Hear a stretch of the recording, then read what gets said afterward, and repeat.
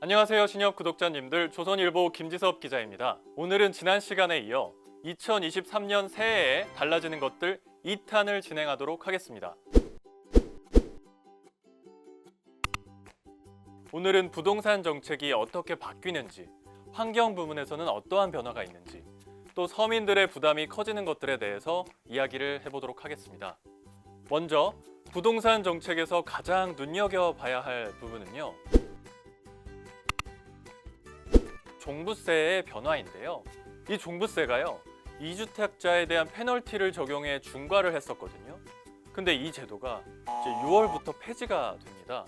3주택 이상인 다주택자도 과세표준 12억 원 이하는 중과 대상에서 빼주기로 했습니다. 최고 중과세율도 6.0%에서 5.0%로 내려갑니다. 종부세 기본 공제 금액은 6억 원에서 9억 원으로 상향되는데요. 1가구 1주택자는 공제 금액이 11억 원에서 12억 원으로 상향 조정됩니다. 즉 전반적으로 고가의 주택을 보유하거나 또 주택을 여러 채 가지고 있는 사람들에게 큰 부담이 됐던 종부세가 완화된 것이죠. 이제 이러다 보니까 좀 부동산 시장이 꽁꽁 얼어붙어 있는 상태인데요. 이 상태를 좀 녹이는데 작게나마 도움이 되지 않을까 생각하고 있습니다. 네, 또 다주택자에게 올해 1분기부터 LTV, 즉 주택담보대출 비율이라고 하죠. 이 LTV가 30% 적용되는 것도 부동산 정책에서 중요한 변화로 꼽을 수 있습니다. 규제 지역에 속하는 다주택자에게는 주택담보대출이 막혀 있었거든요. 그런데 이제는 집값의 30%까지 주택담보대출을 받을 수 있게 됐습니다.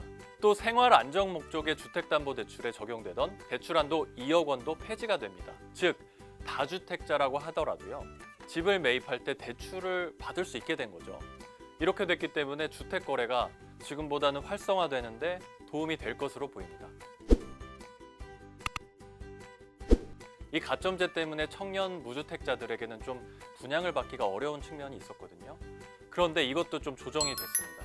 투기 과열 지구 내에 민간 청약의 경우에는요, 추첨제가 일부 도입되기로 했습니다. 네, 그리고 규제 지역 내에서 추첨제 비율을 늘립니다. 그동안 투기 과열 지구 내에 중소형 면적은 가점제 100%로 공급돼 부양 가족이 적고 무주택 기간이 짧은 청년층의 당첨 기회가 적었습니다. 앞으로는 가점이 낮은 청년층의 당첨 기회가 훨씬 더 늘어날 것으로 보입니다. 거주지와 상관없이 무순위 청약도 가능해집니다. 재건축 안전진단의 기준이 완화되는 것도 여러분께서 눈여겨보셔야 할 대목입니다. 올해부터요, 안전진단 평가 때 구조 안전 항목에 대한 가중치가 50%에서 30%로 줄어들고요. 주거 환경과 설비 노후도 비중이 30%로 높아집니다. 다시 말해서 이제 구조적으로 안전하다라는 평가를 받더라도요, 주민들이 이게 지은 지 너무 오래돼서 생활하기에 불편하다라고 느끼면 재건축이 가능해지는 것이죠. 또 조건부 재건축 단지에 의무적으로 시행했던 공공기관 적정성 검토를 지방자치단체의 요청이 있는 경우에만 예외적으로 시행하기로 했습니다. 재건축을 하기 쉽게 만들어서요, 수도권 내의 주택 공급을 늘리고 주민들의 삶의 질도 개선하겠다라는 목적으로 제도를 손본 것이라고 생각하시면 될 것 같습니다.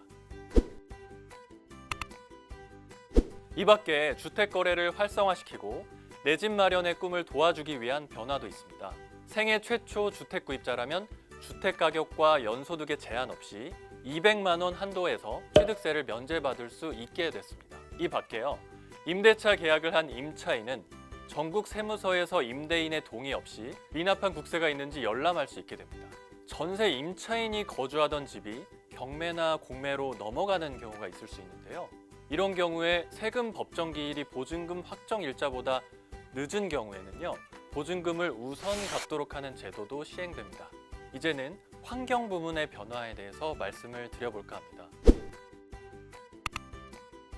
정부는 대대적인 탄소 배출 저감 정책을 시행하겠다고 밝혔습니다. 온실가스 배출량과 미세먼지를 줄이기 위해 4등급 경유차에 대해 정부가 조기 폐차를 지원하기로 했습니다. 4등급 경유차를 소유하신 분들은 이번 기회에 경유차를 처분하시고 약간의 돈을 보태면 새 차로 바꿔 탈 수 있다는 점을 고려해 보셔도 좋을 것 같습니다. 또한 정부는 친환경차 확산을 위해 올해부터 공공기관의 무공해차 사용을 의무화하기로 했습니다. 국가기관과 지방자치단체, 공공기관 등은 전기차와 수소차 등 무공해차로 불리는 제1종 저공해차만 사거나 빌릴 수 있게 됐습니다. 오늘의 마지막 내용은요. 우리 서민들의 부담을 좀 늘릴 수 있는 그런 어두운 소식을 전해야 할 것 같은데요. 먼저 서울에서 교통비가 줄줄이 인상되는 것을 꼽을 수 있습니다.